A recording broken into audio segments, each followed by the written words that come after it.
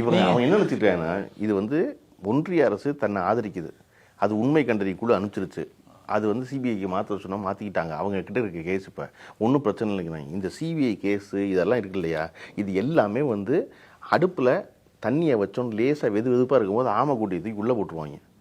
உள்ளே போட்டோன்னா ஆமை என்ன செய்யும்னா சந்தோஷமாக நீந்தும். அது என்ன செய்யும்னா பாராட்டும். யாரை?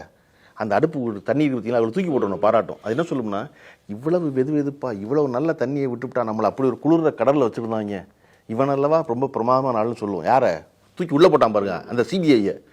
அதுக்கு தெரியாது அந்த ஆமைக்குட்டிக்கு கீழே இருக்க விறக உருவ போறது இல்ல, அடுப்பை இறக்க போறது இல்ல, தொடர்ந்து கொதிக்க போகுது, தூக்க மாட்டான். அவனு கையை உள்ள விட்டா சுடும், போட்ட குட்டி கடக்கட்டும்னு விட்டுருவான். ஆமைக்குட்டி அதுக்கு மேல நீந்த முடியாது, கொதிக்குது, தூக்குங்கடா தூக்குங்கடா தூக்குங்கடா தூக்குங்கடா, தூக்க முடியாது. அந்த மாதிரி இப்ப வந்து வெண்ணி தண்ணிக்குள்ள விழுந்து ஆமைக்குட்டி இது. இப்ப முதல்ல வெது வெது பார்த்தா சுகமா இருக்கும், பின்னாடி போக போக கீழே விறகு எரிஞ்சுக்கிட்டே இருக்கும். அந்த ஒரு பகுதிக்குள்ள சொல்லுவாங்கல்ல, விஜய் பேசும்போது நல்லா கூட்டுனாங்க அப்படின்னு, அது அவங்க சந்தோஷமாக அந்த குட்டுக்கு அர்த்தம் என்னங்கிறது தெரில. இன்னும் அந்த கேஸ் இன்னும் இருக்குது, இன்னமும் வரும்.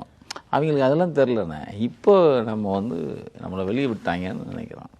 ஆனால் இந்த இந்த இந்த உலகம் பார்த்துட்ருக்குங்கிறத இது 4 விடலை பசங்க மாத்திரம் வாழ்த்து சொல்கிறது மாத்திரம் போதும்னு நினைக்கிறாங்க.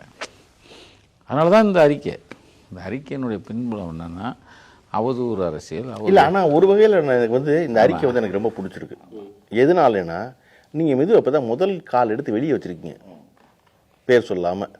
ஒரு சொல்ல ஆரம்பிச்சு நேரடியாக நமக்கு நேரடியாக புரியுது, பேர் சொல்ல அடுத்த வருவீங்க. வரும்போது திருப்பி அதுக்கு துணை கேள்வி வரும். இப்படியே நீங்கள் இருந்துட மாட்டீங்கல்ல, என்ன அங்கேயே இருந்து இப்படி சந்திச்சிருவீங்களா? வாங்க, ஒன்றுமே பிரச்சனை, வாங்க நல்ல பிரமாதம் சொல்லுங்கள், என்னவெல்லாம் திராவிட முன்னேற்றங்களை ஆட்சியில் செஞ்சு தப்பெல்லாம் சொல்லுங்கள், அதை பேசுவோம், அதுக்கு ஒரு எதிர்த்து கேள்வி கேட்பாங்க இல்லையா?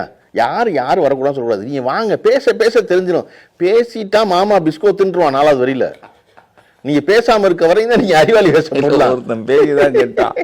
இப்போ ஒருத்தன் பொதுக்குழு 40 நிமிஷம் பேசி வாரூமில் வச்சு அடிக்கிறாங்க டம்மு டம்மு டம்முன்னு. நீங்கள் அதனால தான் நான் எல்லாரையும் பேசுங்க வாங்க, எழுதுங்க, சொல்லுங்கள் உங்கள் கருத்தை. சொன்னீங்கன்னா தெரிஞ்சிடும் 4வது வரியில யார் ஆள் யாருன்னு கண்டுபிடிச்சிடலாம்.